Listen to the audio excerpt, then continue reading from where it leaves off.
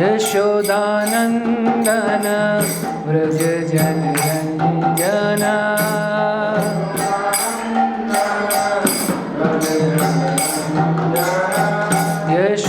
यशोदानन्दन व्रज जनरञ्जना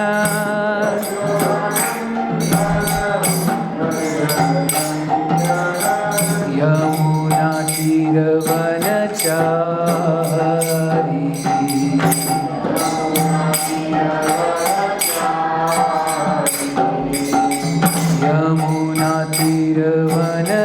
यमुनातीरवनचारी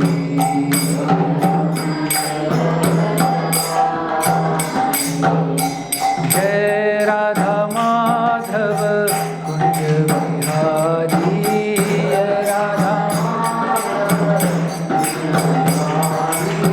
जय राधा माधव कुंज बिहारी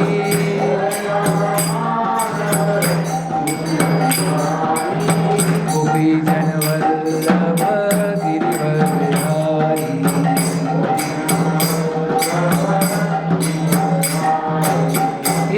यशोदानन्दन व्रज जन रंजना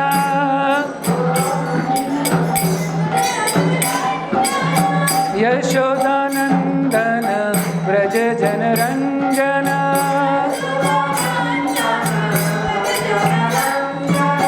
यमुना तीरवनचारी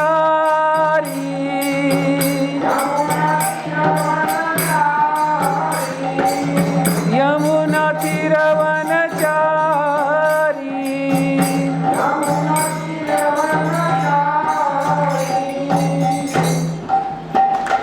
हरे कृष्णा कृष्णा कृष्णा हरे हरे हरे राम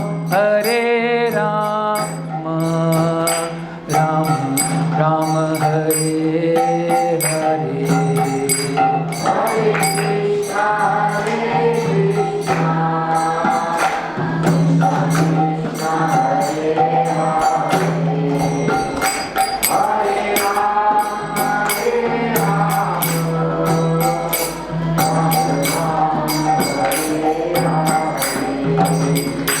हरे कृष्णा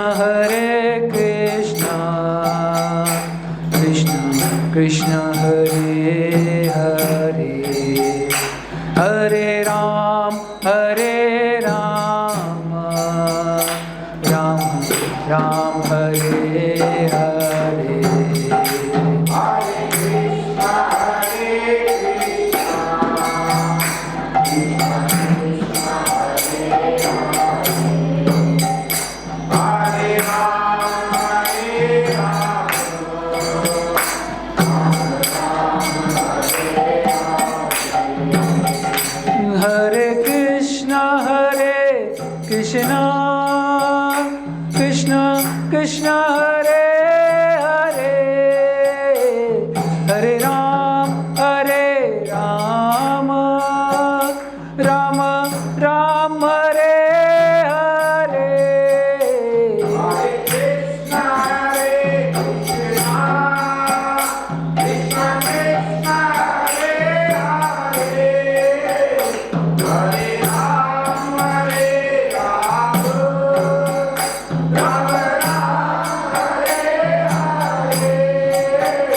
हरे Krishna Krishna Krishna Hare Hare Hare Ram Ram Ram Hare Hare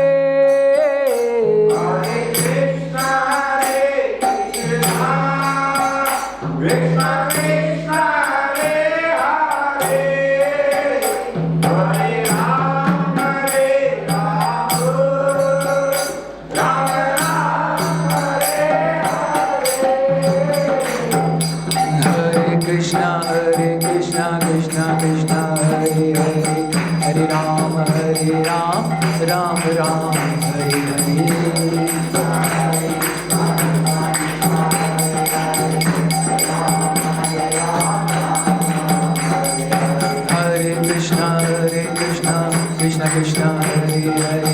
Hare Ram, Ram Ram, Hare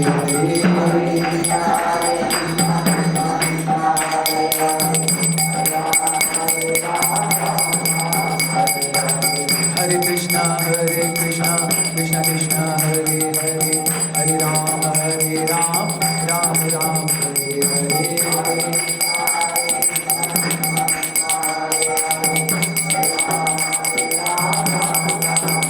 Hare Krishna, Krishna Krishna, Hare Hare, Hare Ram, Ram Ram, Hare Hare.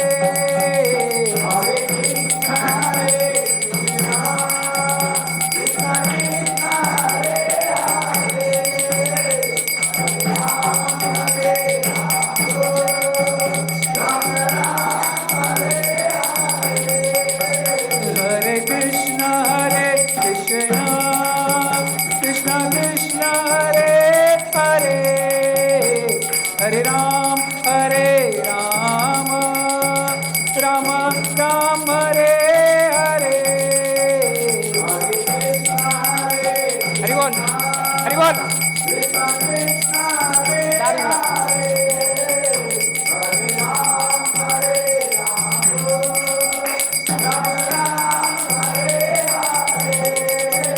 Hare Krishna,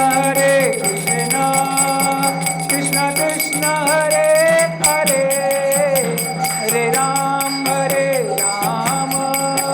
Ram Ram, Hare Hare.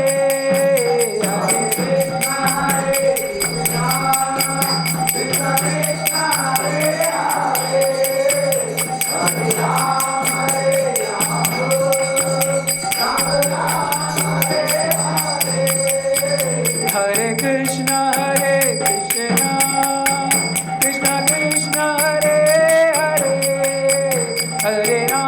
Hare Ram, Ram Ram, Hare Hare.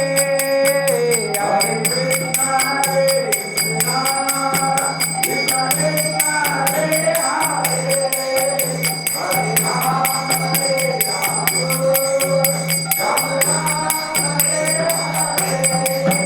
Jai Radha Shyam Sundar, Radha Shyam Sundar Radhe.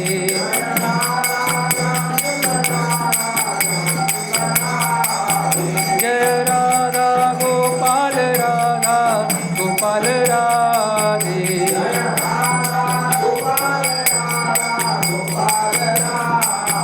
Jai Radha Raman, Radha Raman Radhe.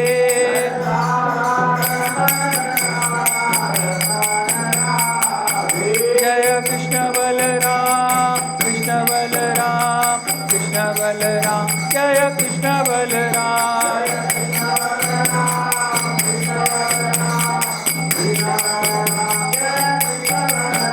Jai Vrindavan Dham, Vrindavan Dham, Vrindavan Dham, Jai Vrindavan Dham.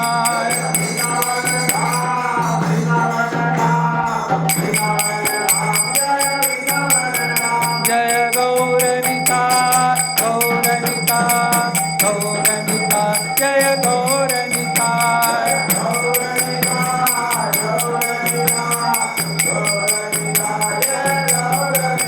Jaya Jaya Prabhupada, Prabhupada, Prabhupada, Prabhupada.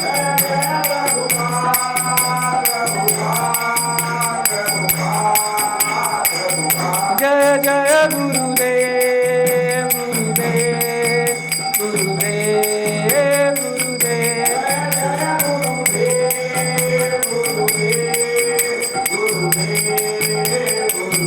Nitya Gaura Hari Bol, Hari Bol, Hari Bol, Hari Bol.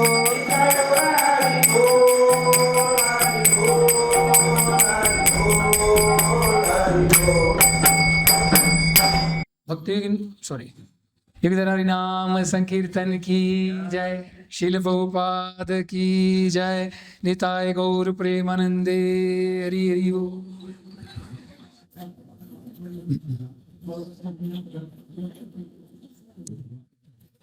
हरे कृष्ण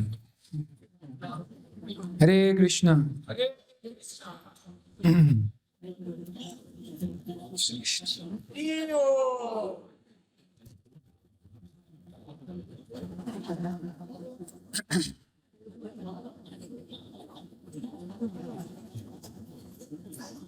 आप सभी का बहुत बहुत स्वागत है साप्ताहिक कार्यक्रम में। सभी आप हैरान हो गए होंगे कि दामोदर सका प्रभु जी कहाँ गए। बोर्ड पे तो उनका नाम था, मैसेज में भी उनका नाम था। प्रभु जी को कुछ अचानक से सेवा आ गया तो प्रभु जी ज़रा थोड़ा सा बाहर गए हैं, तो मुझे थोड़ा संधि मिली है आप सबकी सेवा करने के लिए। तो आज का जो श्लोक है जिस पे हम चर्चा करेंगे वो श्लोक है श्रीमद् भागवतम 3रा स्कंद 1ला अध्याय और 4था श्लोक। सभी मेरे पीछे पीछे दोहराने का प्रयास करिए। न हृल पार्थो दस्यस्य विदुरस्य स्मरात्मना तस्मिन् वरयसि प्रश्न साधुवादोपब्रह्मित। नैहल पार्थो दस्तस्य विदुरस्यात्मनात्मना तस्मिन् वरयसि प्रश्न साधुवादोपब्रह्मित। न हल्प पार्थो दस्तस्य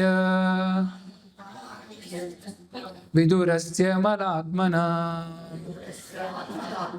तस्मिन् वरयसि प्रश्न साधुवादोपब्रह्मित।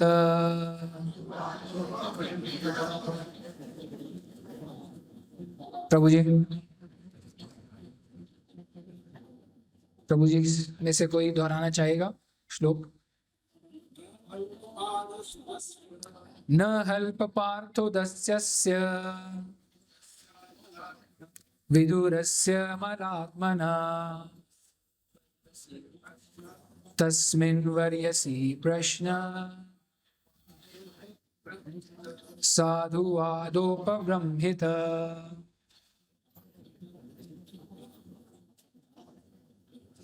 माताजी।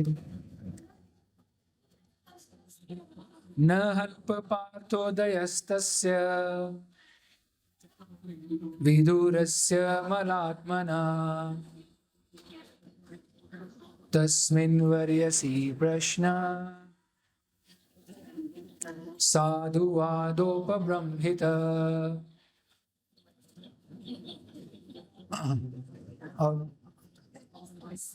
न हल्प पार्थोदयस्तस्य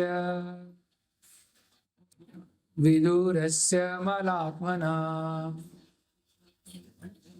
तस्मिन् वरयसि प्रश्न साधुवादोपब्रह्मित। न हल्प पार्थोदयस्तस्य विदुरस्य मलात्मना तस्मिन् वरयसि प्रश्न साधुवादोपब्रह्मित। ओके, किसी के पास में 3रा स्कंद है क्या? कोई लाया?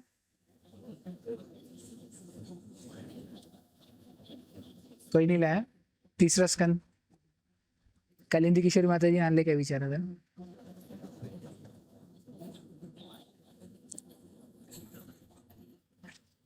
ठीक है।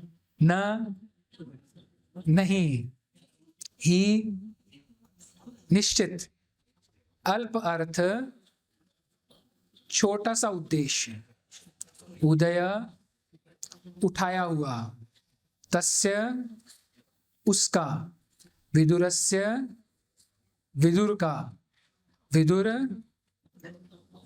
का सॉरी, अमलात्मनः संत व्यक्ति के द्वारा, तस्मिन् उसमें, वरयसि उच्च उद्देश्य वाला, प्रश्न साधुवाद वो वस्तुएं जिन्हें साधु और संतों ने मान्यता दी है। उपब्रह्मितः भरा हुआ। अनुवाद एवं तात्पर्य शिल्प उपाधि जी के द्वारा शिल्प उपाधि की जय। थोड़ा सा मुझे क्षमा कीजिएगा क्योंकि मुझे इंग्लिश में से हिंदी में ट्रांसलेट करना पड़ेगा, मेरे पास में इंग्लिश में ही है।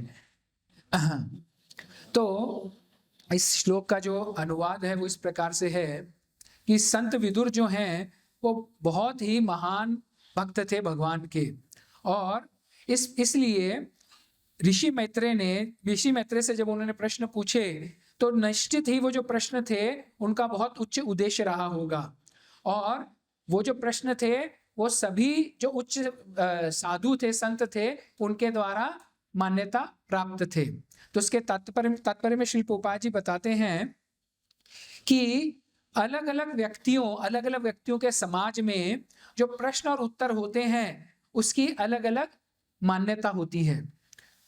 और जिस प्रकार से कि अगर कोई व्यापारी वर्ग का कोई व्यक्ति है और उसमें अगर कोई चर्चा चल रही है तो उनका प्रश्न और उत्तर किस प्रकार से होंगे? बिजनेस धंधे के हिसाब से होंगे ना। अब अगर कोई कपड़े के दुकान वाले आपस में चर्चा करेंगे, एक दूसरे से प्रश्न करेंगे, तो क्या प्रश्न करेंगे कि तेरा धंधा, कपड़े का धंधा कैसा चल रहा है ना, कपड़े में तेजी आई है या मंदी आई है।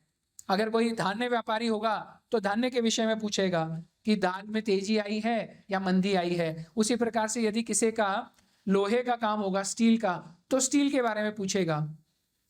तो यहाँ पे तात्पर्य प्रभुपाद जी बताते हैं कि उसी प्रकार से जिन जिन व्यक्तियों के जिन समाज में जो जो प्रश्न पूछे जाते हैं उस व्यक्ति की योग्यता के अनुसार वो प्रश्न होते हैं, है ना। अब अगर जैसे कि अगर कोई कपड़े का व्यापार कर रहा है तो अगर कपड़े का व्यापार में अगर कपड़े के धंधे से सम्मिलित कोई नौकर होगा तो नौकर के ही प्रश्न पूछेगा, है ना। तेरी जो मशीन है वो मशीन कैसे चलती है। अभी जो लोग माग के ऊपर काम करते हैं वो पता है कि तेरा जो माग है वो कितने आरपीएम पे चलता है, उसमें क्या क्या पार्ट हैं। और यही अगर कपड़े से धंधे वाला अगर जो व्यापारी होगा तो कपड़े के बारे में पूछेगा, और अगर कोई धागे का व्यापारी होगा तो धागे के हिसाब से पूछेगा ना। वो अपनी योग्यता के अनुसार वो प्रश्न पूछेगा।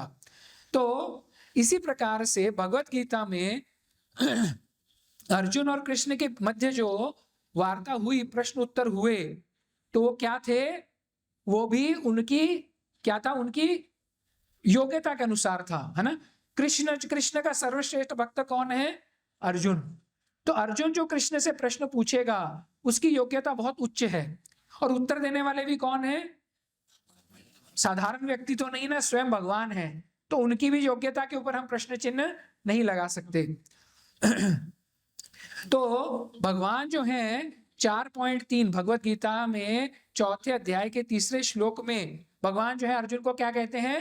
तू मेरा सखा है। तो भगवान वहां पे अर्जुन को अपना मित्र, सखा और अपना क्या कहते हैं, डिवोटी, तू मेरा भक्त है, उन्होंने मान्य कर लिया। और इसीलिए हम ये समझ सकते हैं कि जब भगवान ने अर्जुन के साथ वार्ता कर रहे हैं तो वो वार्ता जो है वो कैसी है, किसके ऊपर होगी? जब उन्होंने उसको अपना शिष्य ही मान लिया, धन्यवाद प्रभु जी, तो जब उन्होंने उस अर्जुन को अपना शिष्य मान लिया है तो वार्ता किसके ऊपर होगी? किसके ऊपर होगी? किसके ऊपर होगी बताइए ना। वो कौन है? भगवान का भक्त है।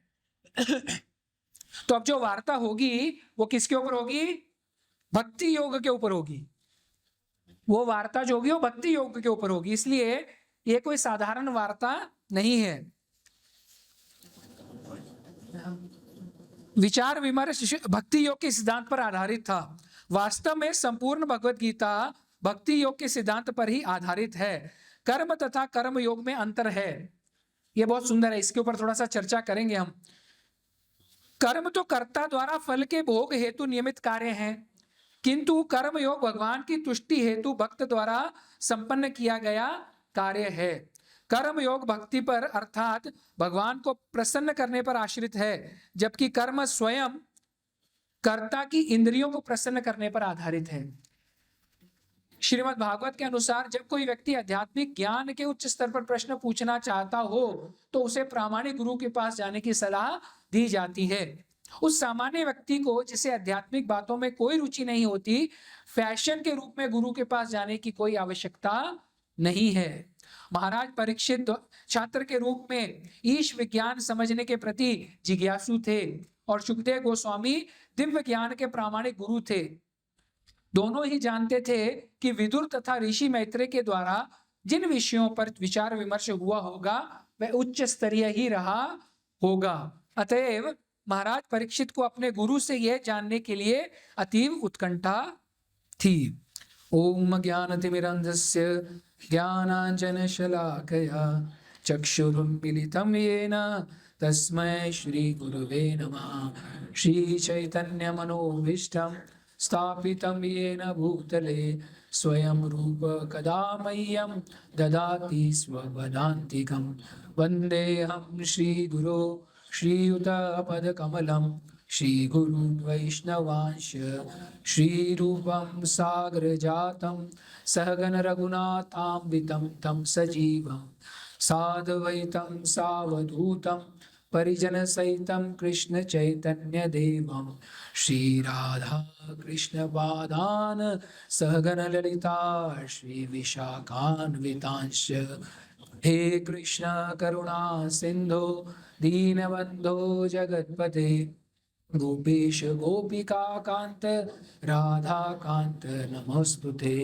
तप्त कांचन गौरांगी श्री राधे वृंदावनेश्वरी वृषभानुसुते देवी प्रणमामि हरिप्रिये। वाञ्छाकल्पतरुभ्यश्च कृपा सिन्धुभ्यैव च पतितानां पावनेभ्यो वैष्णवेभ्यो नमो नमः। जय श्री कृष्ण चैतन्य प्रभु नित्यानंद श्री अद्वैत गदाधर श्रीवासादि गौर भक्तवृंद। हरे कृष्णा कृष्णा कृष्णा हरे हरे हरे राम राम हरे हरे हरे कृष्णा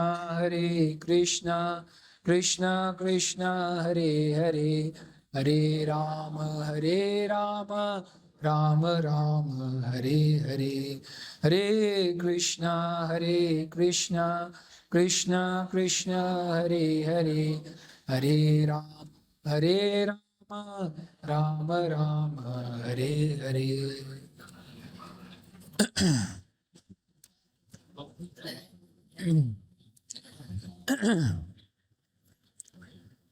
तो जिस प्रकार से हम हर बार चर्चा करते हैं, ये जो अध्याय है या ये जो श्लोक है, ये जो स्कंद है, इसकी पृष्ठभूमि क्या है? तो इसकी पृष्ठभूमि इस प्रकार से है कि विदुर जी जो हैं वो अपना घर छोड़ चुके हैं। आपको पता है क्यों छोड़ा था उन्होंने अपना घर? विदुर महाराज ने अपना घर क्यों छोड़ा था? हाँ, दुर्योधन के कारण। सही है, बिल्कुल सही है। थोड़ा जरा पुढे या पुढे जागा मोकळा है। तो उन्होंने दुर्योधन के कारण घर छोड़ा था क्योंकि वो दुर्योधन को कुछ समझा रहे थे।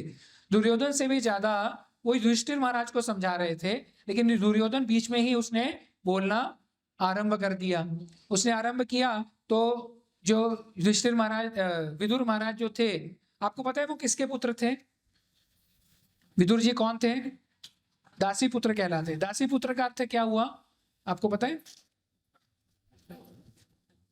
दासी पुत्र का अर्थ क्या होता है? दासी से जन्मे हुए। तो पूर्व काल में क्या होता था कि जब कभी भी लड़की या राजकुमारी का विवाह होता था तो राजा जो होता था वो दहेज तो देता था, बहुत सारा सामान दहेज में देता था, लेकिन उसके साथ साथ कुछ दासियों को भी वो साथ में भेजते थे। तो जो दासियां होती थी वो उस राजकुमारी के साथ ससुराल जाती थी और वहीं पे रहती थी, और एक प्रकार से जो राजा होता था वो उसकी संपत्ति होती थी। तो कभी कभी राजा क्या होता था, राजा उन दासियों के द्वारा पुत्र उत्पन्न करता था। तो वो जो वो पुत्र उत्पन्न होता था उसको क्या कहते थे? दासी पुत्र कहते थे। उस पुत्र का राजा के राज्य में कोई भी भाग नहीं होता था, वो राजा को उत्तराधिकारी नहीं होता था, लेकिन राजा के पुत्र के अनुकूल ही उसको सब सुविधाएं दी जाती थी। उसका जो भी उसका एजुकेशन है, पढ़ाई लिखाई, शस्त्र विद्या, वो सब उसको जैसे राजपुत्र होते हैं उसी प्रकार से उसको सिखाया जाता था। लेकिन उसको राजा के राज्य में कोई भी उत्तराधिकार की क्या अधिकार नहीं होता था उसका। तो विदुर जो थे वो राजा दासी पुत्र थे। और आप सबको ये पता होगा कि युधिष्ठिर धृतराष्ट्र महाराज के बहुत प्रिय थे। धृतराष्ट्र महाराज जो भी परामर्श लेते थे वो राज्य के निर्णय के प्रति वो विदुर महाराज जी से लेते थे। लेकिन जब ये स्थिति हुई, क्या हुआ, युद्ध हुआ और ये सब कार्य हो रहा था, वो समझा रहे थे कि वो तुम्हारी पुत्रवधू है, जो द्रौपदी भी है वो तुम्हारी पुत्रवधू है, और पांडव भी जो है वो क्या है, तुम्हारे भाई के पुत्र ही हैं, तुम्हें पक्षपात नहीं करना चाहिए। लेकिन धृतराष्ट्र ये समझते थे ये गलत है, किंतु पुत्र प्रेम का जो, पुत्र मोह का जो एक पट्टी थी उनकी आंखों पे बंधी हुई थी। वो समझते थे ये गलत हो रहा है, लेकिन पुत्र मोह के कारण वो कुछ नहीं कहते थे। लेकिन दुर्योधन जो था वो तो वैसे भी आपको मालूम है, अगर हम हिंदी में उसको शब्द प्रयोग करें तो क्या था, वो बदतमीज था। वो उनको कहता था तू दासी पुत्र है, तू अपनी मर्यादा में रहे। और जब विदुर महाराज ने ये शब्द सुने, आपको पता है विदुर महाराज किसके अवतार हैं? यमराज जी के अवतार हैं। तो आप सोचिए यमराज कौन है? 12 महाजन में से एक हैं। तो विदुर महाराज जी की स्थिति क्या होगी आप सोचिए, सोच सकते हैं। तो जब उन्होंने ये चीज देखी तो उनसे वो बर्दाश्त नहीं हुआ, उनको ये कदापि मान्य नहीं था, इसलिए उन्होंने वो घर जो था त्याग दिया और क्या किया, उन्होंने तीर्थ यात्रा पे वो चले गए। तो ये जो है ये ऋषि मैत्रेय से एक्चुअली में यहाँ पे 2 संवाद चल रहे हैं। परीक्षित महाराज जो हैं वो किनसे पूछ रहे हैं? सुखदेव गोस्वामी से प्रश्न पूछ रहे हैं। क्या प्रश्न पूछ रहे हैं कि विदुर जी ने मैत्रेय मुनि से क्या प्रश्न पूछे। तो ये जो प्रश्न है ये आगे जाके आएंगे, लेकिन ये 3रे स्कंद का पहला अध्याय है, तो इसके ऊपर हम थोड़ा सा चर्चा करेंगे। तो जैसे आप सभी जानते हैं कि श्रीमद् भागवतम जो है ये क्या है, वैदिक ज्ञान का क्या है, परिपक्व जो है फल है। आप सभी जानते हैं वैदिक ज्ञान, जितना भी वेदों में ज्ञान दिया गया है उसका यदि कोई परिपक्व फल, अगर आप ऐसा सोचें, मैं आपको बोलूं कि प्रभु जी या माता जी अगर आपको वेदों का ज्ञान प्राप्त करना है तो आपको सब वेद शास्त्र पढ़ने पड़ेंगे। लेकिन अगर आपको सभी वेदों का ज्ञान प्राप्त करना है तो सारा का सारा ज्ञान जो है वो एक ही ग्रंथ में उपलब्ध है, और वो क्या है, श्रीमद् भागवतम। और आप जैसे सभी जानते हैं कि पिछली बार जो कक्षा हुई थी उसमें बताया गया होगा शायद आपको कि भागवतम के जो 12 अध्याय हैं वो किस प्रकार से भगवान के अंग हैं। आपको पता है, आपने सुना होगा, पहले जो 2 स्कंद हैं वो क्या है, भगवान के चरण हैं, और ऐसे करते करते भगवान का मुख कमल क्या है, 10वां स्कंद है। और उसमें भी 10वें स्कंद में भी जो कृष्ण और राधा और कृष्ण की जो रास लीला है वो क्या है, आपको पता है वो क्या है? हमारे मुख का केंद्र बिंदु क्या है? सभी माताएं बिंदी लगाती है ना, हम प्रभु जी भी हम तिलक लगाते हैं। तो 10वां स्कंद अगर मुख है तो रास लीला क्या है, एकदम जो हमारा ये सेंटर पॉइंट जो भ्रुकुटी के मध्य में जो स्थान है वो रास लीला है भगवान का। इसीलिए जब हम मंदिर में प्रवेश करते हैं, आप सबको पता है मंदिर में प्रवेश करते साथ क्या करना चाहिए? सभी के लिए एक प्रकार से वैष्णव सदाचार की छोटी सी क्लास भी हो सकती है। तो हाँ माता जी, प्रवेश करते समय सबसे पहले दरवाजा खटखटाना चाहिए। दरवाजा खटखटाते समय क्या उच्चारण करना चाहिए? खटखटाना तो चाहिए, सबको पता है, लेकिन उच्चारण क्या करना चाहिए?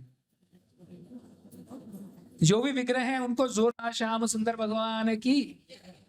आप जब नॉक करते हैं आप प्रवेश कर रहे हैं, और फिर उसके बाद क्या करना चाहिए? प्रणाम ना करना चाहिए। प्रणाम करते वक्त मंत्र क्या होना चाहिए? वांछा कल्पतरुभ्यश्च। अगर आप प्रवेश करते हैं, अगर मंदिर में कोई वैष्णव नहीं भी है तो भी आपको प्रणाम करना है। क्यों? क्योंकि वैष्णव हैं, गुरु शिष्य परंपरा यहाँ पे उपस्थित है। तो उसके बाद में क्या करते हैं हम?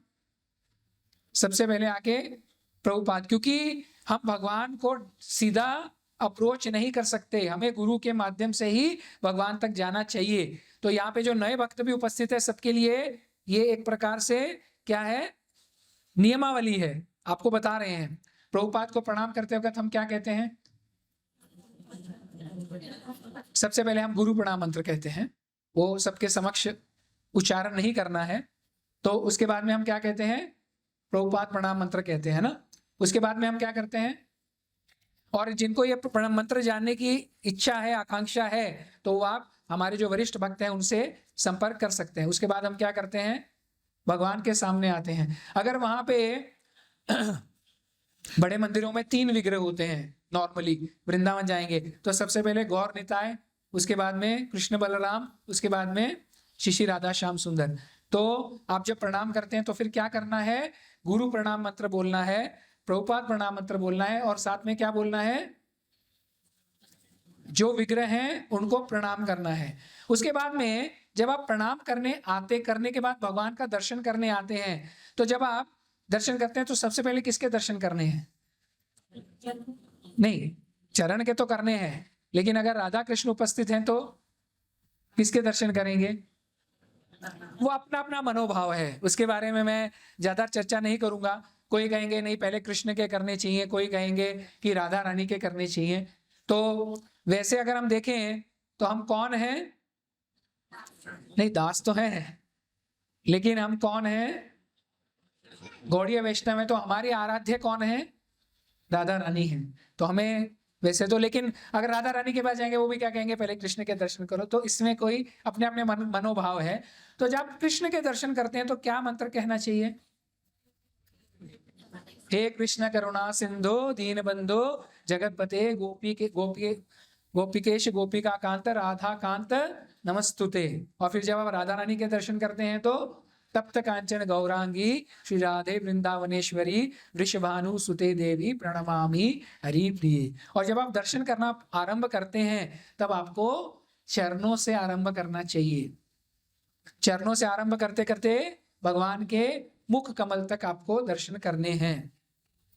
उसी प्रकार से प्रभुपाद भी बार बार यही समझाते थे कि यदि आपको भागवतम अगर आपको पढ़ना है तो सबसे पहले आपको पहले स्कंद से ही प्रारंभ करना चाहिए, सीधा 10वां स्कंद नहीं पढ़ना चाहिए। 10वें स्कंद में भी सबकी इच्छा होती है रास लीला जानने की, तो रास लीला का डायरेक्ट श्रवण या पठन नहीं करना चाहिए। क्यों नहीं करना चाहिए? हमारी वो योग्यता नहीं है। इसी प्रकार से यदि आप दर्शन करते वक्त आपने सीधा भगवान के मुख कमल पे दर्शन कर लिए, और मुख कमल में भी अगर भगवान की भ्रुकुटी के दर्शन कर लिए, तो पता है क्या होगा? भगवान की भ्रुकुटी पे क्या नाचती है पता आपको? माया। मैं कहीं पे पढ़ रहा था तो उसमें उन्होंने बताया था कि अगर आपको अपनी काम वासना या कामनाओं के ऊपर विजय प्राप्त करना है तो भगवान की भ्रुकुटी के दर्शन करने चाहिए, लेकिन वो भी डायरेक्टली नहीं। अगर डायरेक्ट करेंगे तो माया में। इसी प्रकार से यदि आप 10वां स्कंद रासलीला आपने सबसे पहले पढ़ लिया, आपको रासलीला समझ, आपको लगेगा शायद ये कोई भौतिक युवक और युवती के मध्य में जो प्रेम प्रकरण चलता है ये शायद वही है। हम उसकी गंभीरता, उसका जो गहराई है वो नहीं समझ सकेंगे, इसीलिए ये नियम है। तो अभी हम दर्शन करते करते कहां पहुंचे हैं? 3रे स्कंद पे। तो इसमें एक्चुअली में जब विदुर महाराज सबसे पहले किससे मिलते हैं पता आपको? उद्धव से मिलते हैं, और उद्धव से वो ज्ञान, मतलब उद्धव से वो इंक्वायरी करते हैं, प्रश्न पूछते हैं कि भगवान कहाँ गए, कहाँ है भगवान, हमारे जो सब रिश्तेदार थे, सगे संबंधी थे, वो कहाँ हैं। किंतु इन सब का उत्तर उद्धव जो है वो स्वयं नहीं देते। उद्धव उनको क्या कहते हैं, आप जाइए मैत्रेय मुनि से प्रश्न करिए। तो उसमें क्या है, दुर्योधन से जो इसका इस अध्याय का पहला श्लोक है, उसमें क्या होता है, विदुर जो है वो दुर्योधन के द्वारा अपमानित होने के बाद में अपना सब घर बार त्याग कर क्या करते हैं, यात्रा पे निकल जाते हैं और उद्धव से कृष्ण, यदु और कुरु वंश के बारे में क्या करते हैं, प्रश्न पूछते हैं। फिर उद्धव जो है वो विदुर जी को कृष्ण की भिन्न भिन्न जो लीलाएं हैं उसके बारे में बताते हैं। उसके बाद में विदुर जो है वो क्या, विदुर को क्या बताते हैं, कृष्ण जो है वो क्या हुए हैं, वो इस धरातल से अपनी लीला समाप्त करके क्या किए हैं, वापस अपने धाम गोलोक वृंदावन धाम प्रस्थान कर चुके हैं। और उसके पश्चात 3.2.4 में वो क्या कहते हैं, उद्धव उनको कहते हैं कि अब आप क्या करिए, आपको यदि और प्रश्न पूछने हैं तो मैत्रेय मुनि के पास जाइए। और मैत्रेय मुनि के पास में कहाँ जाइए, गंगा नदी के तट पे हरिद्वार जाइए और गंगा नदी के तट पर जाके आप मैत्रेय मुनि से ये प्रश्न पूछिए। तो इसमें जो पहला प्रश्न पूछते हैं वो पहला प्रश्न क्या है, आप जैसे आपने पिछला जो श्लोक था जो लिया था उसमें सर्ग और विसर्ग के बारे में बताया गया था। सर्ग का अर्थ क्या है, सर्ग का अर्थ क्या है, याद है, आप लिया था या नहीं लिया था, लिया था ना, सर्ग और विसर्ग, या नहीं लिया था, लिया था ना। तो सर्ग का अर्थ क्या है, हाँ बताइए। हाँ, जो भगवान ने सृष्टि की रचना की है, जो भगवान ने रचना की है वो क्या कहलाता है, सर्ग। और विसर्ग क्या है, जो ब्रह्मा जी ने, हाँ, जो ब्रह्मा जी ने सृष्टि की रचना की है वो क्या कहलाता है, विसर्ग। तो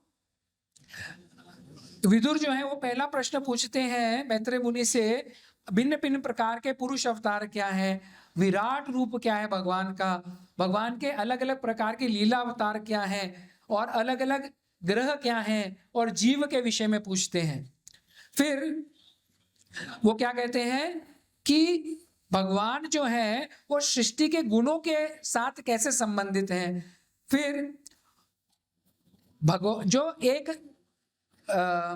ये जो हमारी जो आत्मा है, आत्मा तो क्या है, एकदम क्या है, प्योर है ना, सच्चित आनंद है, किंतु ये किस प्रकार से मोह माया में फंस जाती है, इसके बारे में प्रश्न पूछते हैं। और जीव जो है वो अलग अलग प्रकार से कष्ट क्यों प्राप्त करता है। यद्यपि भगवान परमेश्वर परमात्मा रूप में उसके हृदय में विराजमान है, फिर भी जीव जो है वो भिन्न भिन्न प्रकार से क्यों परेशान होता है ना, कि नहीं होता, सब एकदम शांत बैठे, एकदम किसी को कोई प्रॉब्लम नहीं है ना, सब सुखी हैं, खुश हैं। फिर उसके बाद में विदुर जो है वो पूछते हैं अलग अलग विभूतियां क्या है भगवान की, विसर्ग क्या है, जो हमने विसर्ग की चर्चा की, मनु के बारे में प्रश्न पूछते हैं, अलग अलग ग्रहों के बारे में प्रश्न पूछते हैं, वर्णाश्रम के बारे में प्रश्न पूछते हैं। फिर चौथा प्रश्न क्या पूछते हैं, समय के बारे में, और समय के अलग अलग जो क्या है, प्रकार क्या है।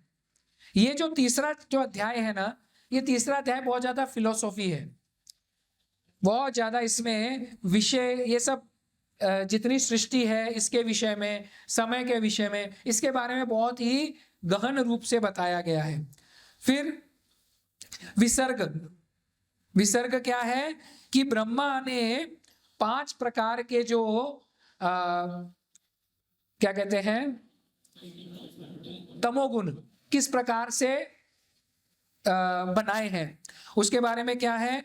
और फिर पूछते हैं कुमार के विषय में, रुद्र के विषय में, और फिर स्वयंभू मनु और शतरूपा। तो स्वयंभू मनु और शतरूपा के विषय से आगे भागवतम का जो है वो वहां से शुरुआत होती है। आपको सबको पता है ना, स्वयं रूप मनु और शतरूपा कौन थे, हाँ, ब्रह्मा जी के पुत्र थे, उन्हीं से ये मनु मनु महाराज कौन है? जिनसे मनुष्य, हमारी उत्पत्ति जिनसे हुई है। तो शतरूपा और मनु महाराज, तो ये इनसे ही सारी मनुष्य जाति की उत्पत्ति हुई है। उसके विषय में अलग अलग प्रश्न पूछते हैं। फिर पुरुष अवतार जो हैं वो किस प्रकार से कार्य करते हैं, अलग अलग उनकी लीलाएं क्या हैं, और फिर किस प्रकार से देवता जो है उनका स्मरण करते हैं। ये बहुत थोड़ा सा फिलोसॉफिक टॉपिक है ये। उसके बाद में विराट रूप किस तरह से प्रकट होता है, विराट रूप आगे जाके हम इसके विषय में भी चर्चा करेंगे। भगवान का जो विराट रूप है आप सभी जानते हैं ना, भगवान के एक एक रोम से असंख्य ब्रह्मांड जो है उत्पन्न होते हैं। आपने वो चित्र देखा होगा, भगवान जो ऐसे लेटे हुए हैं, लक्ष्मी जी जो है वो क्या है, चरण दबा रही हैं, और उनके नाभि में से कमल उत्पन्न होता है, और उस कमल में कौन है? ब्रह्मा जी हैं, और उनके एक एक रोम में से एक एक ब्रह्मांड प्रकट हो रहा है। तो इसके विषय में वो प्रश्न पूछते हैं। अब जो यहां पे इसके तात्पर्य में जो प्रभुपाद जी हमें बता रहे हैं कि कृष्ण और अर्जुन के बीच में जो संवाद हुआ वो क्या हुआ था, उसको क्या कह रहे हैं? भक्ति योग। भक्ति योग आपको पता है, जो भगवत गीता जो है वो कितने विभागों में विभाजित है? हाथ ऊपर करके बोलिए, मुझे पता नहीं चलेगा किसने उत्तर दिया। अभी किसने 3 बोला? हाँ माता जी, 3 विभागों में विभाजित है। कौन कौन से विभाग हैं? हाँ, ज्ञान योग।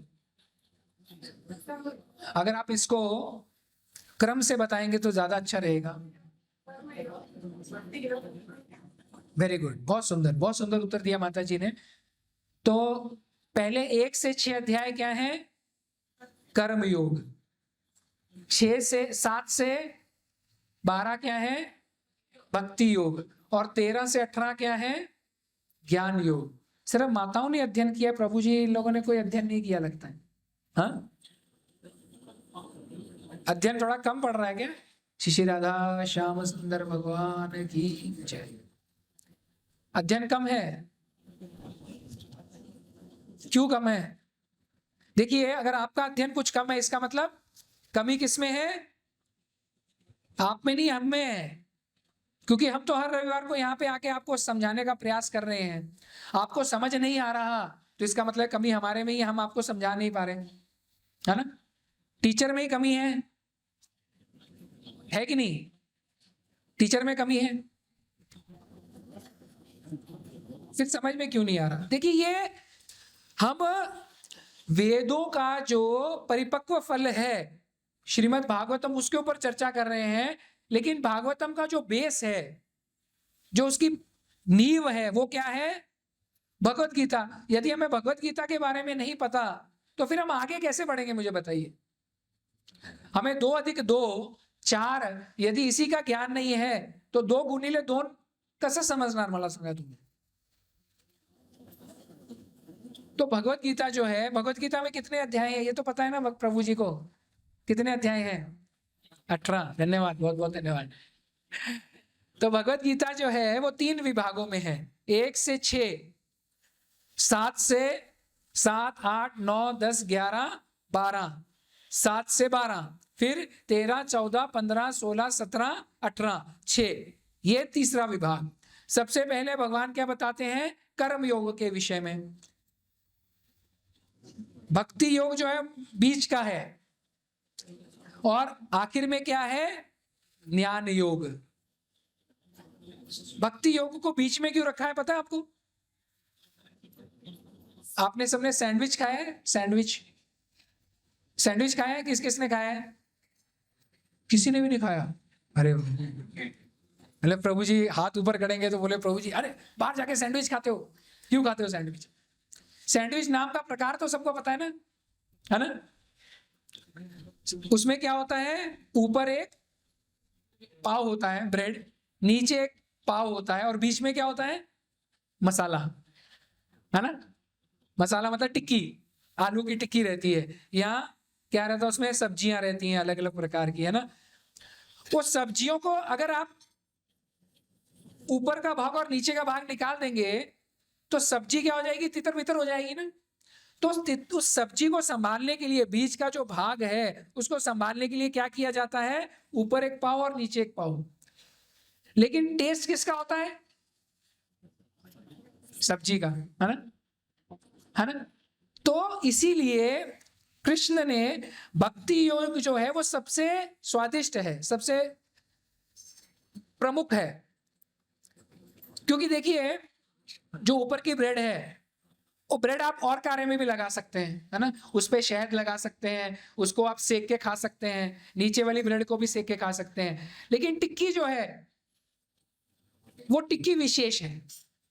तो कर्म योग जो है वो कर्म योग का उपयोग आप किसी लिए भी कर सकते हैं। प्रभुपाद यही पे बता रहे हैं कर्म योग जो है, कर्म का अर्थ क्या हुआ, कर्म जब आप अपनी कोई भी कार्य अपनी इंद्रियों की तृप्ति के लिए करते हैं तो क्या कहलाता है, कर्म। और जब वो कर्म भक्ति के लिए किया जाता है तो क्या कहलाता है, कर्म योग। केवल माताओं के ही उत्तर आ रहे हैं, प्रभु जी शायद मौन व्रत धारण किए हुए हैं। उसी प्रकार से ज्ञान अगर आप लेने जाएंगे, ज्ञान किसी काम का नहीं है, किंतु भक्ति के विषय में यदि आप ज्ञान लेने जाएंगे तो क्या बन जाएगा, ज्ञान योग। तो कर्म और ज्ञान जो है इसका कर्तव्य केवल इतना ही है, कितना, उसका उपयोग क्यों होना चाहिए, केवल और केवल बीज के मसाले को संभालने के लिए। समझ में आए, कर्म और भक्ति ज्ञान इसका कार्य क्या है, केवल बीज के मसाले को संभालना। यदि उसको वो नहीं संभाल रहा तो किसी काम का नहीं है। समझ में आ रहा है या कुछ मुश्किल जा रहा है? तो अब बोलेंगे प्रभु जी कर्म, तो यदि आप कर्म, कर्म का अर्थ तो सबको पता है ना, कोई भी कार्य करना कर्म कहलाता है। तो आप यदि वो कर्म अपनी इंद्रिय तृप्ति के लिए कर रहे हैं तो वो क्या है, वो कर्म योग नहीं है, वो कर्म है। और कर्म का सबसे बड़ा प्रॉब्लम क्या है, कर्म क्या करेगा, फल देगा और आपको किस में फंसाएगा, कर्म बंधन में फंसाएगा। ज्ञान भी जो है, आप ज्ञान ले रहे हो, मैंने ये कोर्स कर लिया, मैंने वो कोर्स कर लिया, मैंने पीएचडी कर लिया, मैंने वो, किंतु यदि वो आप केवल अपनी इंद्र तृप्ति के लिए कर रहे हो तो वो किसका कारण बनेगा, बंधन का कारण बनेगा। और यदि वही ज्ञान आप भक्ति के लिए उपयोग में ला रहे हो तो क्या होगा, बंधन से निकलने का कारण बनेगा वो। समझ रहे हैं इसका फर्क, समझ रहे हैं आप? बंधन में से कैसे निकलेंगे, भगवत गीता भागवतम पढ़ के। मतलब आप क्या कर रहे हैं, ज्ञान प्राप्त कर रहे हैं, और ज्ञान प्राप्त करके ही आप बंधन में से बाहर निकलेंगे। अब भक्ति क्या है, भक्ति में कर्म और ज्ञान क्या है,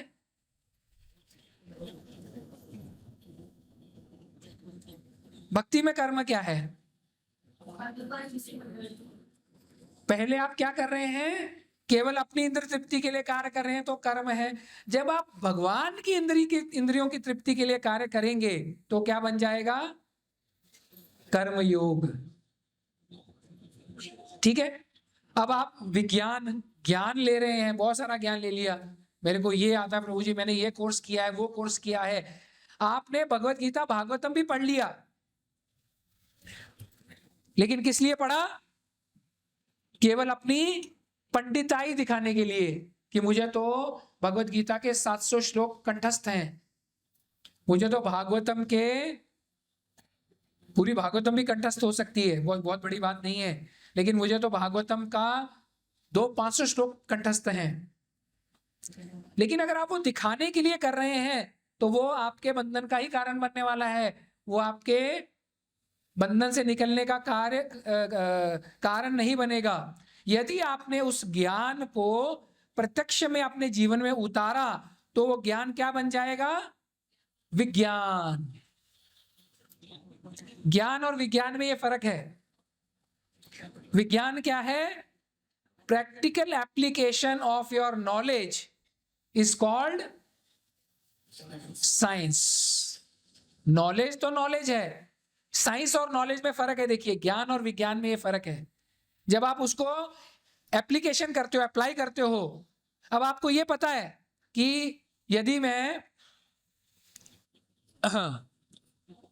एक मॉलिक्यूल सोडियम का और एक मॉलिक्यूल NaCl2, दो मॉलिक्यूल क्लोरीन के लूंगी तो NaCl बन जाएगा। NaCl का अर्थ क्या है? नमक, है ना? आपको सिर्फ पता है, लेकिन जब आप एक्सपेरिमेंट करोगे और अगर आपने वो नमक बना लिया तो वो क्या बन गया?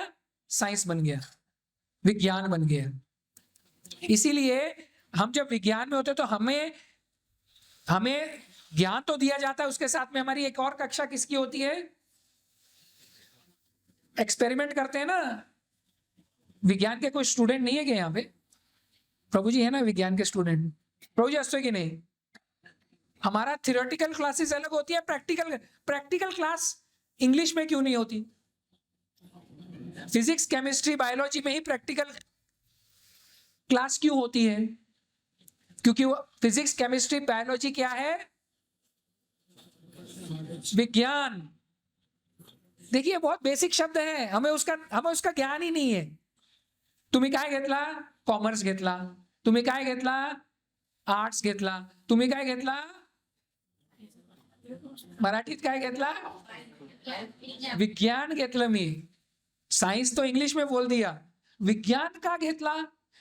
क्योंकि विज्ञान जो है उसमें एक थ्योरी क्लासेस होती हैं और प्रैक्टिकल होते हैं, है ना? हम जो पढ़ते हैं उसका जाके प्रैक्टिकल करते हैं कि नहीं, है ना? वो टाइट्रेशन आपने देखा होगा, एक टेस्ट ट्यूब से दूसरे टेस्ट ट्यूब में डाल के वो टाइट्रेशन करते हैं, वो क्या है? विज्ञान है। यहाँ पे विज्ञान के बहुत सारे स्टूडेंट है यार, इंजीनियरिंग स्टूडेंट बैठे हुए हैं सामने मेरे, बैठे हुए हैं, कुछ भूल के लगता सब। हाँ, पुढचा पाठ मागचा सपाट। प्रभु जी का तो क्या है, कार्य है उनका, तो हर संडे आएंगे, सर खाएंगे घंटा, क्या करना है हमें, बस ठीक है, प्रसाद काय केले प्रभू जी ते सांगा, बाकी सगळे विषय नंतर बोलूया, है ना? तो ये विज्ञान है। तो यदि आपने भक्ति में आपने वो कर्म और ज्ञान का उपयोग नहीं किया तो वो क्या होगा? वो आप केवल अपनी इंद्रिय तृप्ति के लिए ही कर रहे हैं। और जब आप उसका उपयोग भगवान की प्रसन्नता के लिए करेंगे तो वो क्या बन जाएगा? विज्ञान बन जाएगा, कर्म योग बन जाएगा, ज्ञान योग। और कर्म योग ज्ञान योग से बढ़ते बढ़ते ही आखिरी सीढ़ी क्या है? भक्ति योग। वही भक्ति योग है। आपने जितना मर्जी प्रैक्टिकल कर लिया, मैं आपको यहाँ पे जो अभी तो इंटरनेट पे सब अवेलेबल है, आप ब्राह्मण जो हम यहाँ पे षोडोपचार पूजा करते हैं वो पूरा दिया गया है पुस्तक में। लेकिन जब तक आप आके भगवान को भोग नहीं दिखाओगे तब तक प्रैक्टिकली कुछ नहीं आएगा, वो मंत्र केवल मंत्र ही रह जाएंगे। और जब आपको ये देखेंगे कि गौर पूर्णिमा का उत्सव है, बाहर लेक्चर चल रहा है, कीर्तन चल रहा है और मुझे भगवान को भोग भी दिखाना है, समय भी हो रहा है, उस वक्त मंत्र ही नहीं याद आते। और कभी कभी तो ऐसा होता है इतने सारे भक्तों को देख के शंख ही नहीं फूका जाता, शंख ही नहीं बजता। होता है, ये प्रैक्टिकली होता है, क्योंकि इतने सब सामने खड़े, और अगर सामने गुरु महाराज हो तो फिर तो बस फू फू हवा ही निकलती है। जो शंख हम रोज बजाते हैं, इतनी जोर से बजाते हैं, कभी कोई वरिष्ठ आ जाए और हमें बोले कि हाँ शंख बजाइए और आरती करिए, तो सब वहां पे हवा ही निकलती है, शंख बजता ही नहीं है। शंख महाराज उस दिन नाराज हो जाते हैं। शंख भी वैष्णव है। भगवान की लीला में जितनी भी वस्तुएं हैं सब क्या है? सब जो है वो अचल नहीं है, वो चल है। आपको लगेगा शायद ये करताल जो है ये मेटल है, ये कोई धातु है, ये धातु नहीं है, वो भी चेतन है, अचेतन नहीं है, सब में चेतना है, सब भगवान की सेवा कर रहे हैं। तो हमें प्रैक्टिकली इसका अनुभव करना पड़ेगा। हम कर्म योग जो बार बार कृष्ण भावनामृत क्यों कहते थे? आपको अपनी चेतना, अपनी भावना जो है वो नित्य प्रति कृष्ण में लगाने का प्रयास करना चाहिए। जब आप वो प्रयास करेंगे तभी आप कृष्ण भावनामृत के स्तर पर पहुंचेंगे, तभी आप एक अच्छे क्या बनेंगे? भक्ति योगी। हम यहाँ पे क्या प्रयास कर रहे हैं? कर्म योगी बनने का प्रयास नहीं कर रहे, या ज्ञान योगी बनने का प्रयास नहीं कर रहे। हम क्या बनने का प्रयास कर रहे हैं? भक्ति योगी। और जितना हम इसमें प्रयास करेंगे उतनी हमारी सफलता जो है वो है क्या है? निश्चित है। देखिए बहुत सारे लोग जो है, मेरी चर्चा होती है, वो भगवत गीता के केवल कर्म योग पे आकर ही अटक जाते हैं। भगवत गीता में भगवान ने और कृष्ण ने कर्म पे ही बल दिया है। तो बोले कर्मण्येवाधिकारस्ते मा फलेषु कर, केवल कर्म कर, कर्म करने का अधिकार तुझे है। वो 12वें स्कंद तक पहुंच ही नहीं पाते, सॉरी 18वें स्कंद तक। 18वां स्कंद 65 और 66 श्लोक। कौन कौन सा श्लोक है? मन मना भव मद भक्तो मद्याजी माम नमस्कुरु माम वैश्यसी कौन्तेय, माम वैश्यसी कौन्तेय प्रियोसी में। क्या कहते हैं? तू मेरा प्रिय इसलिए मैं तुझे कह रहा हूं कि मन मना भव, मुझे ही केवल प्रणाम कर, मेरा ही भजन कर। और उसके अगले श्लोक में क्या कहते हैं? सर्वधर्मान परित्यज्य माम एकम शरणम व्रज अहम तुम सर्व पापेभ्यो मोक्षयिष्यामि मा शुच। उसके बाद तो भगवत गीता समाप्ति हो जाती है। आखिर में तो बस संजय क्या कहते हैं कि जहां पे कृष्ण है, जहां पे अर्जुन है, वहीं पे श्री और विजय निश्चित है ना। लेकिन कर्मयोग पे आके अटक गए। अब कर्मयोग के कारण क्या होगा? कर्म करेंगे, कर्म फलो कर्म बंधन में फंसते जाएंगे, उसके आगे बढ़ते ही नहीं है। तो हमें प्रयास, हमें उस जो विषय वस्तु उसको समझने का प्रयास करना चाहिए। इसीलिए बहुत बार ऐसा बताते हैं कि भगवत गीता भी जो आप शुरू से पढ़ना प्रारंभ करिए। वैसे तो आप भगवत गीता बीच में से भी शुरू करेंगे तो आपको, लेकिन आप उसका पूरा जो विषय वस्तु है वो समझ नहीं पाएंगे।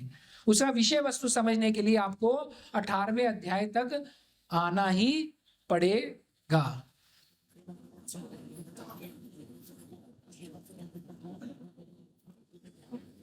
उसके आगे फिर बताते हैं, देखिए श्रीमद् भागवत के अनुसार जब कोई व्यक्ति आध्यात्मिक ज्ञान के उच्च स्तर पर प्रश्न पूछना चाहता हो तो उसे प्रामाणिक गुरु के पास जाने की सलाह दी जाती है। जैसे देखिए उद्धव भी जो है वो कौन है? भगवान के शुद्ध भक्त हैं, लेकिन उन्होंने क्या किया? प्रामाणिक गुरु, आप मैत्रेय मुनि के पास जाइए। इसी प्रकार से मंदिर में भी यदि कोई नया भक्त आता है तो हमें हमेशा यही प्रयास करना चाहिए कि मंदिर के जो वरिष्ठ भक्त हैं हमें उनको उनकी तरफ भेजना चाहिए। यद्यपि हमें पूर्ण ज्ञान है, लेकिन हमारा प्रयास यही होना चाहिए कि हम उन्हें वरिष्ठों के पास लेके जाएं, वरिष्ठ उनको समझाएं। वरिष्ठ अगर यदि हमें आदेश देते हैं कि नहीं प्रभु जी ये भक्त बहुत अच्छे हैं, आप इनको कल्टीवेट करिए, तो अब हमें उन्हें कल्टीवेट करने का प्रयास करना चाहिए। नहीं तो हमें नए भक्तों को कभी भी वरिष्ठों के पास ही भेजना चाहिए। उस सामान्य व्यक्ति को जिसे आध्यात्मिक बातों में कोई रुचि नहीं होती, फैशन के रूप में गुरु के पास जाने की कोई आवश्यकता नहीं है। आजकल बहुत सारा फैशन हो गया, मैंने ये गुरु धारण किया है, मैं ये गुरु के पास जा रहा हूं, लेकिन ये फैशन के लिए नहीं है, क्योंकि अध्यात्म जो है ये बहुत ही गंभीर विषय है। इसीलिए जब हम देखते हैं कि हम कोई छोटी से छोटी वस्तु भी हम लेने से पहले 4 बार उसका, अभी आजकल तो इंटरनेट पे रिव्यू मिल जाता है, हमें यदि फ्लिपकार्ट पे कोई वस्तु खरीदनी है तो हम सबसे पहले वो खरीदने से पहले रिव्यू पढ़ते हैं कि बाकी जिन्होंने ये वस्तु का इस्तेमाल किया है उसका रिव्यू कैसा है, 5 स्टार है, 4 स्टार है, 3 स्टार है, क्या है ना। तो यदि हम साधारण वस्तु खरीदने के लिए इतना सब कुछ देखते हैं तो आध्यात्मिक वस्तु के लिए हमें गुरु को भी परखना चाहिए। मुझसे किसी ने प्रश्न किया, प्रभु जी गुरु धारण करना बहुत महत्वपूर्ण है, लेकिन गुरु कैसे मिलेंगे? तो गुरु कैसे मिलेंगे?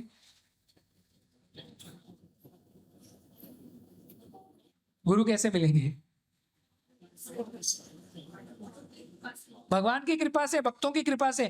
देखिए यदि हमें एक अच्छा गुरु, प्रामाणिक गुरु चाहिए तो हमें भगवान से प्रार्थना करनी चाहिए। भगवान निश्चित ही हमारे समक्ष प्रामाणिक गुरु भेजेंगे। गुरु जो है वो किनकी कृपा से मिलते हैं? भगवान की कृपा से। और भगवान की कृपा से किनकी कृपा से मिलते हैं? अब प्रभु यहाँ बोलेंगे तो कंफ्यूजन हो गया कि पहले गुरु को पकड़े या पहले भगवान को पकड़े। तो देखिए, गुरु जो है वो हमारे पास है। कैसे हैं? चैत्य गुरु, बिल्कुल सही। बहुत सुंदर उत्तर दे रही है माताएं, इतना सुंदर उत्तर दे रही हैं। लेकिन प्रभु जी क्षमा करिए, लेकिन भगवान चैत्य गुरु के रूप में किस प्रकार से उपस्थित हैं?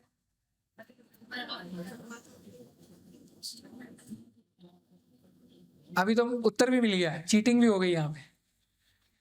तो भगवान किस प्रकार से चैत्य रूप में हमारे समक्ष उपस्थित हैं? हृदय में परमात्मा स्वरूप उपस्थित हैं भगवान। आप शायद, आपको ये प्रश्न मतलब बहुत ऐसा तो नहीं कि लो लेवल के लग रहे हैं, काय प्रभू जी काय प्रश्न विचाराने, उत्तर द्यायची पण इच्छा होती है आमची तर, ऐसा तो नहीं है? हाँ नहीं, ऐसा तो बता दीजिए क्या प्रभु जी क्या प्रश्न पूछ रहे हैं, ये क्या कोई प्रश्न है? नर्सरी के प्रश्न आप हम ग्रेजुएट्स को पूछ रहे हैं आप। तो चैत्य रूप में हमारे हृदय में है उपस्थित भगवान, वो गुरु है, हमें पग पग पे हमारे साथ हैं और हमें मार्गदर्शन कर रहे हैं। और भगवान कहे भी हैं भगवत गीता में क्या, कि मैं, जो जीव मेरे पास आना चाहता है उसे मैं अंदर से प्रेरणा देता हूं, ज्ञान देता हूं, जिस तरह से वो मेरे पास आ सके। इसीलिए बहुत सारे भक्त जो अलग अलग संप्रदाय में जाके आते हैं वो बताते हैं कि प्रभु जी उस संप्रदाय में गया था वहां पे, लेकिन मुझे प्रश्नों के उत्तर नहीं मिले, लेकिन यहाँ पे आया हूं ना तो मुझे प्रश्नों के मेरे उत्तर मिल रहे हैं। क्यों मिल रहे हैं? क्योंकि चैत्य रूप में परमात्मा जो है उनको वो मार्गदर्शन कर रहे हैं। तो वो आपको मार्गदर्शन करेंगे या वही बताएंगे कि प्रार्थना कर भगवान को, और जब आप भगवान को प्रार्थना करेंगे तो गुरु आपके सामने आएंगे। और गुरु आपके साथ, क्योंकि हृदय में जो उपस्थित हैं वो कौन है, किस रूप में उपस्थित है भगवान, मतलब उसको क्या कहते हैं? परमात्मा, है ना? एक तो ब्रह्म है, एक क्या है? परमात्मा, और तीसरा रूप कौन सा है? भगवान। तीनों का अंतर पता है आपको?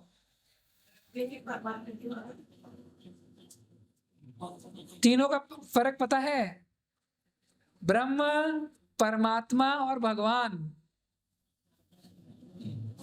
मुझे फिर से कक्षा लेनी पड़ेगी, क्योंकि आपको बेसिक ही नहीं पता तो आपको आगे जाके क्या बताएंगे, मुझे बताइए प्रभु जी। काय है ब्रह्म परमात्मा आणि भगवान मध्ये काय फरक आहे?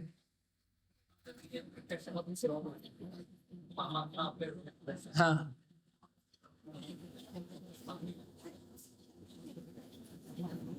बताइए ना उत्तर। आपका एक उत्तर तो आपको पता है, भगवान की हम प्रत्यक्ष सेवा कर सकते हैं। मैंने आपको एक उदाहरण दिया था, आप सबको याद है 56 भोग की थाली का? 56 भोग की थाली याद आ गई सबको के लेके आए? 56 भोग की थाली है वो ढकी हुई है। जो 56 भोग की जो थाली है वो ढकी हुई है, वो क्या है? ब्रह्म है। ब्रह्म है, ब्रह्म नहीं है, ब्रह्म है। वो ब्रह्म ही है, एक्चुअली वो ब्रह्म ही है। हमें पता है ये 56 भोग की थाली है, ये कौन है? ब्रह्म है। जब आपने उसके ऊपर से कपड़ा हटा दिया तो आपको उसमें से पदार्थ नजर आने लग गए। रसगुल्ला पड़ा है, पानी पूरी है, चना मसाला है, पूड़ी है, मिक्स वेज है, दाल भात सब है ना? वो क्या है? परमात्मा है। अब देखिए बहुत ध्यान से सुनिए, वो परमात्मा है, लेकिन आपको उसका स्वाद पता है? स्वाद नहीं पता। स्वाद प्राप्त करने के लिए क्या करना पड़ेगा? वो क्या है? वो भगवान है।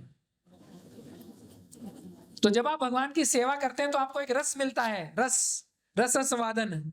वो क्या है? भगवान है। और वो सिर्फ देख रहे हैं, हाँ ये है परमात्मा स्वरूप की।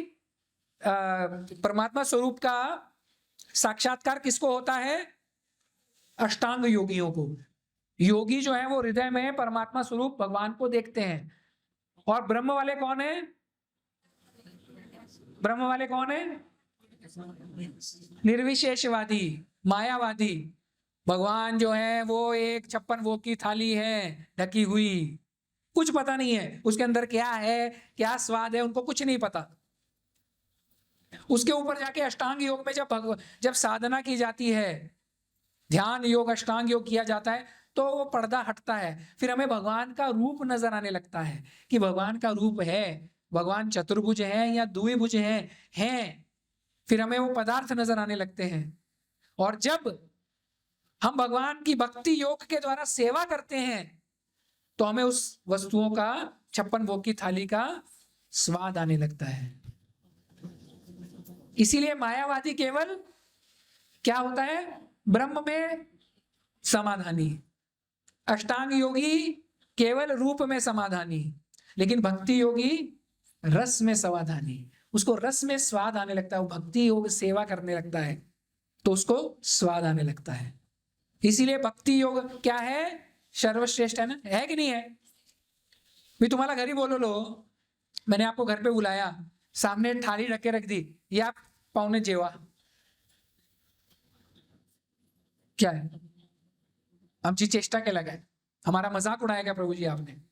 फिर मैंने क्या किया, हटा दिया, पर्दा हटा दिया, जीवन गया जेवा बर, आंखों से खाना है क्या, उनके सामने रखना पड़ेगा ना, तभी तो स्वाद आएगा, नहीं तो स्वाद कैसे आएगा? तो इसीलिए मायावादी जो है वो क्या है, केवल थाली देके समाधानी हो। जो ध्यान योगी, अष्टांग योगी क्या है, वो केवल थाली के पदार्थ देके समाधानी हो जाते हैं। लेकिन भक्ति योगी क्या है, भक्ति योग क्या करता है, भक्ति योगी को 56 भोग बनाता भी है, भगवान को भोग भी लगाता है और फिर भगवान का उच्चिष्ट जो है वो सेवन भी करता है।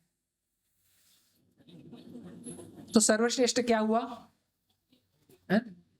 वही हुआ ना, भक्ति योगी हुआ ना। इसलिए भक्ति योग जो है वो सर्वश्रेष्ठ है। ठीक है, हम यहीं पे समाप्त करेंगे। किसी का कोई प्रश्न, कोई जिज्ञासा या कुछ इसमें कुछ जोड़ना चाहते हैं तो आप सभी का स्वागत है।